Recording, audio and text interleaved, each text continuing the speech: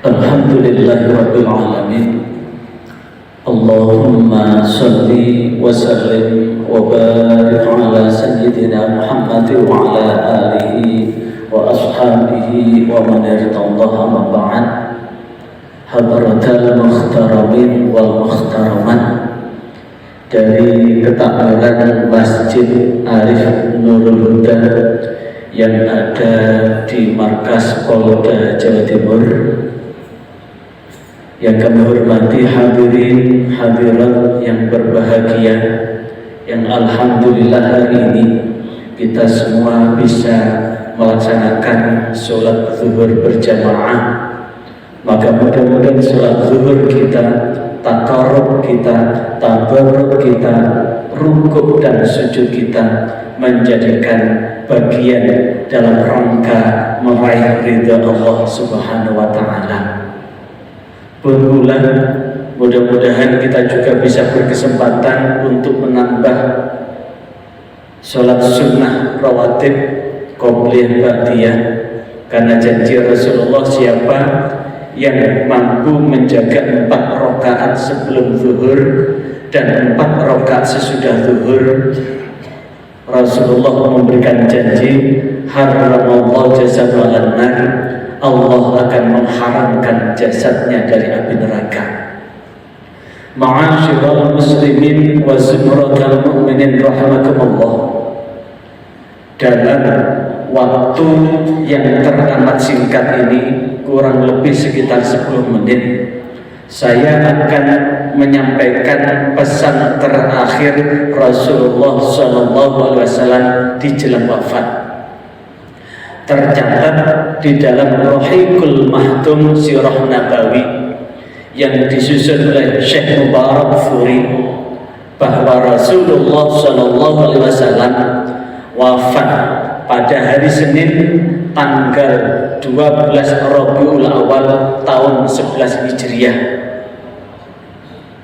di waktu duha, di mana Rasulullah sebelumnya sakit selama 18 hari, mulai dari sakit kepala, panas dan menggigil.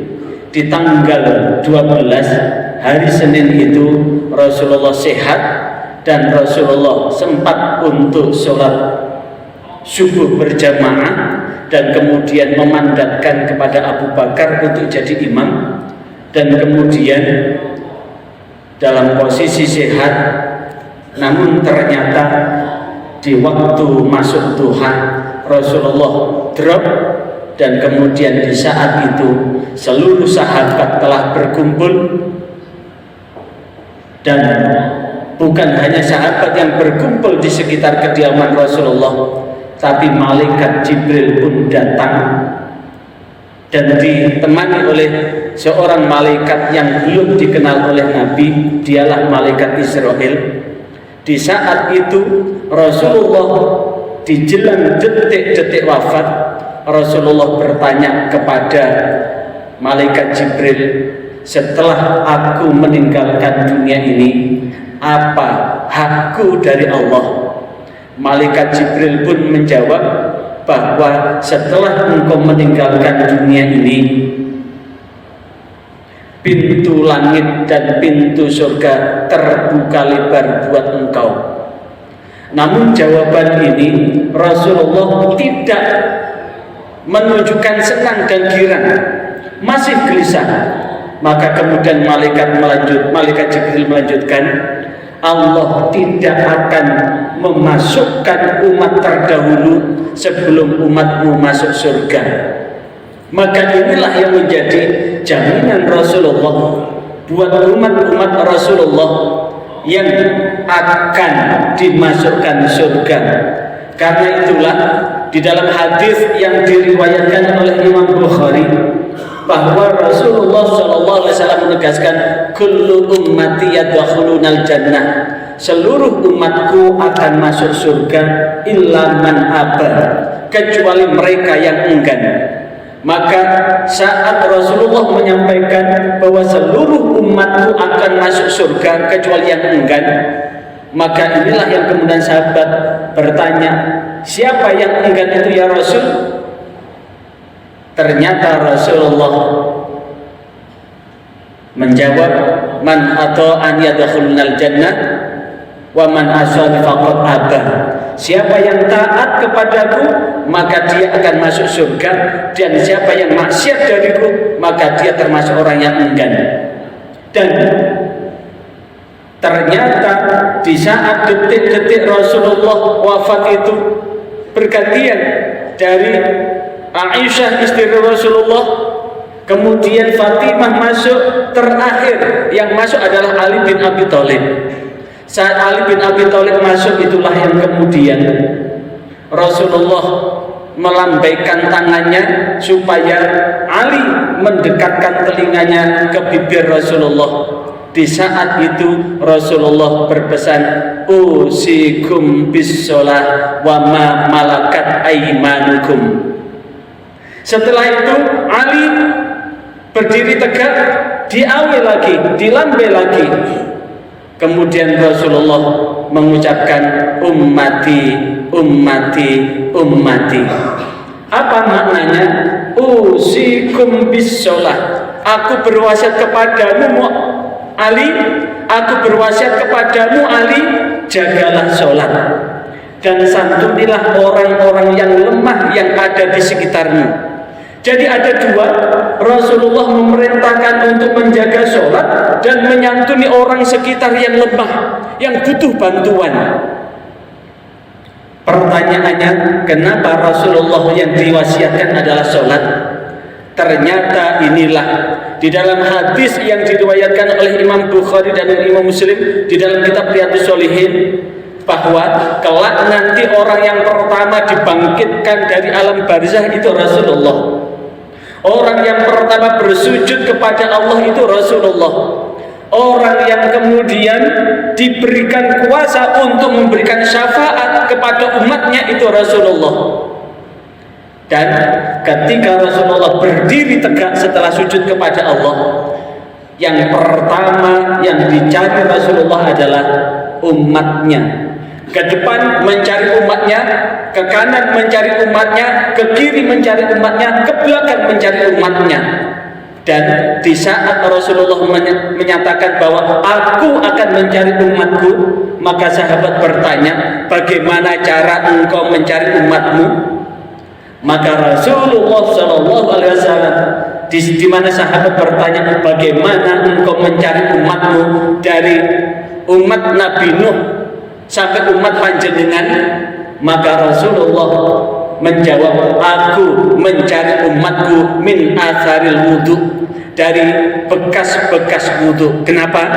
Karena anggota tubuh yang kita basuh dengan wudu, ketika kita membasuh muka dengan sempurna, ketika kita membasuh dua tangan kita sampai siku dengan sempurna, ketika kita mengusap kepala kita dengan sempurna, ketika kita mengusap telinga kita dengan sempurna, ketika kita membasuh kedua kaki sampai mata kaki ini dengan sempurna, maka bekas basuhan itu akan menjadi ghurran muhajjalin, akan menjadi sinar yang terang benderang. Dan itulah yang kemudian Rasulullah akan mengumpulkan umatnya dari umat yang bersinar terang itu, sehingga nanti pada hari kiamat hanya terbagi menjadi dua kelompok, dua barisan. Barisan pertama adalah barisan yang bersinar terang, barisan yang kedua adalah barisan yang tidak bersinar. Dan inilah orang-orang yang bersinar, inilah yang kemudian yang akan dijamin oleh Rasulullah masuk surga lebih dahulu.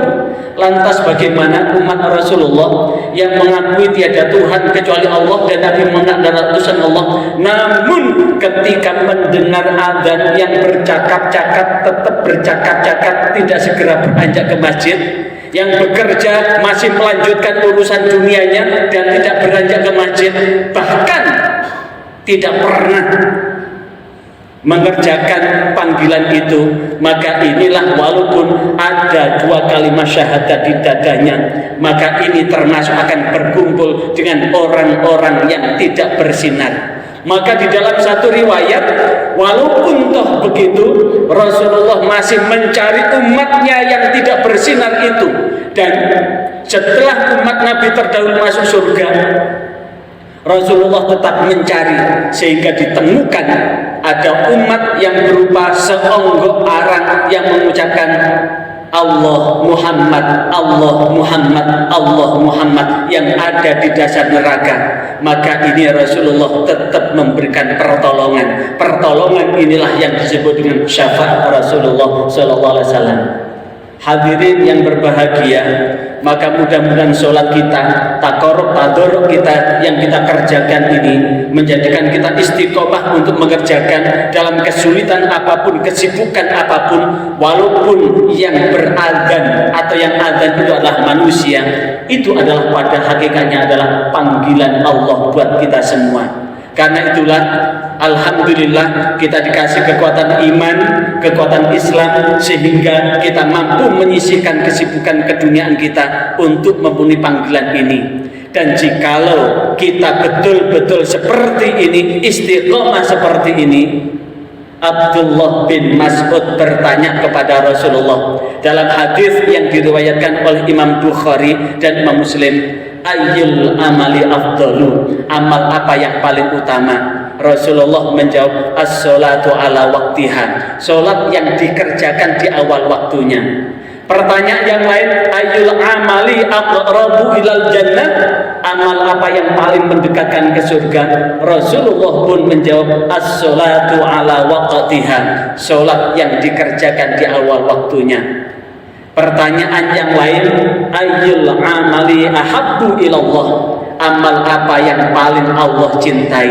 Rasulullah pun menjawab, as-sholatu ala waqtiha, sholat yang dikerjakan di awal waktu. Sholat yang bagaimana? Ketika kita sudah mendengar qiraah di masjid dan kemudian kita segera mempersiapkan diri ambil wudu, begitu dengar azan kita segera beranjak menuju masjid, itulah yang disebut as-sholatu ala waqtiha. Dan kemudian Abdullah bin Mas'ud bertanya lagi, summa ayyun, kemudian apa lagi ya Rasul? Rasulullah menjawab, birrul walidain, berbakti kepada kedua orang tua. Kemudian ditanya lagi, summa ayyun, kemudian apa lagi ya Rasulullah? Baru yang ketiga Rasulullah menjawab, jihadun fi sabilillah, berperang, berjuang, mempertahankan dan membela agama Allah. Ternyata ketika kita sholat seperti ini melampaui berjuang, karena sesungguhnya kita akan memperjuangkan iman kita yang ada di dada. Karena itu mudah-mudahan dengan sedikit ini Allah memberikan jalan istiqomah buat kita untuk senantiasa mempergunakan kesehatan dan kesempatan untuk senantiasa bertakwa kepada Allah Subhanahu wa taala. A'udzubillahi minasyaitonir rajim. Bismillahirrahmanirrahim.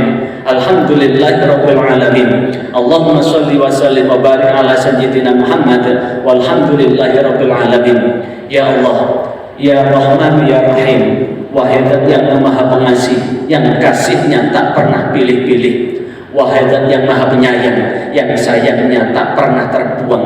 Kami sadar ya Allah, kami sering lalai untuk memenuhi panggilan-Mu. Di saat lalai itu ya Allah, jangan Engkau jadikan kelalaian kami menjadi murka-Mu. Karena itulah ya Allah, cepat atau lambat kami akan meninggalkan dunia ini. Maka bimbinglah ya Allah kami untuk senantiasa bertakorup, mendekatkan diri kepadamu untuk memperoleh ridha-Mu. Allahumma rabbana taqabbal minna wudu'ana wa sholatana wa ruku'ana wa sujudana wa tadarru'ana wa takhashu'ana wa ta'abbudana wa tammim taqsirana ya Allah birahmatika ya arhamar rahimin. Rabbana hab lana min azwajina wa dhurriyyatina qurrata a'yun waj'alna lil muttaqina imama. Rabbana atina fid dunya hasanah wa fil akhirati hasanah wa qina adzabannar. Walhamdulillahirabbil alamin. Demikian yang dapat saya sampaikan pada kesempatan ini. Mohon maaf atas segala kekhilafan dan terima kasih atas segala perhatian. Wallahu minkum wallahu muwaffiq ila aqwamit thoriq. Wassalamualaikum.